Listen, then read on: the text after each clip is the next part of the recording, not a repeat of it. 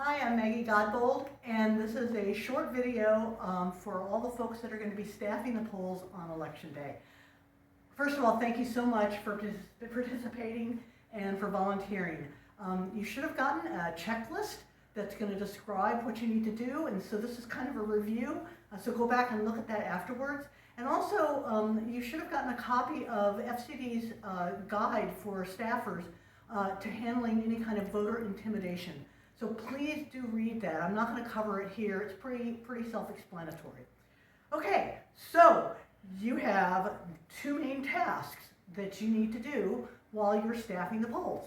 The first one is to share our sample ballots.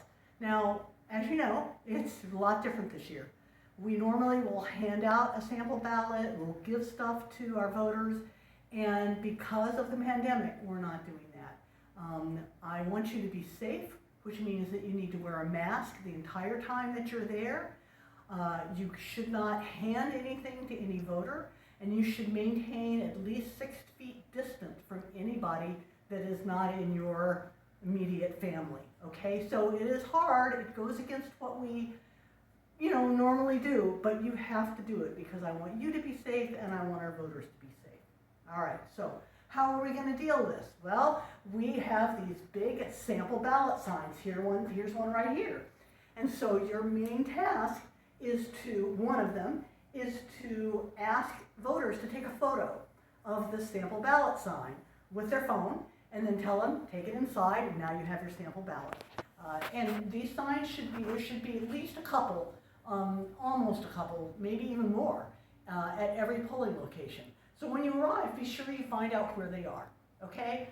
That is the main task. The second task is to talk about Amendment 1, because the Democrats are recommending voting no on Amendment 1. So you want to point that out because there's a lot of confusion about that. There are some Democrats that say they're voting yes. That's fine, but the official party position is to vote no. Now, there's be a couple of yard signs about that. There's one that's really nice, and it has some reasons for it.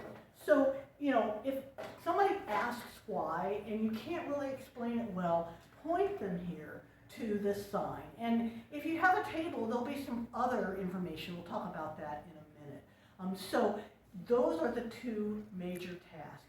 Now, how is it going to work? Well, please first when you arrive, try to get there a few minutes early so that you can hand off to folks. And locate where the signs are. If there's a table, locate where the table is. Introduce yourself, okay? One of the things you'll want to do is find out where the drop box is for ballots, because voters who have an absentee ballot can actually drop it into the drop box. There might be a table there, and if there is, there's a lot of information that you can refer the voter to. Let's talk about what that is. So there'll be a couple of pages that have information about voting no on the amendment. And these pages should be taped down. We don't want voters to even touch them, we just want them to read them, okay? There'll be a couple of small versions of sample ballots that voters can take a look at or take a photo of. There is a list of valid IDs. And note that this year, voters do not have to have a photo ID. There are other valid IDs that they can bring.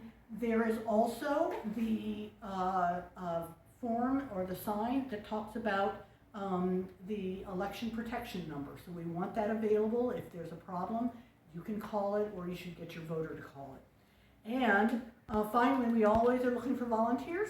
So we've got this little sign here. It's got the QR code. If they're interested in volunteering, they take a photo of the QR code, or they go to this website and they can volunteer. Again, we're not asking, no pens, no paper, nothing.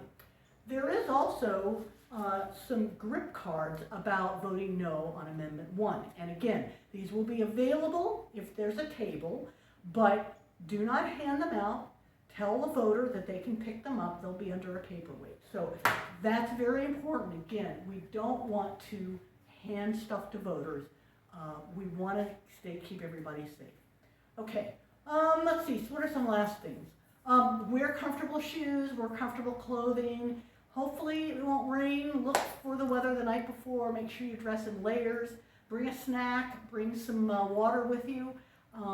If you've got, some great, gear like, Biden-Harris, or maybe even something left over from Obama or Hillary, wear that so that people know that you're Democrats. But I'm going to tell you right now that if you smile underneath your mask, they'll see you smiling.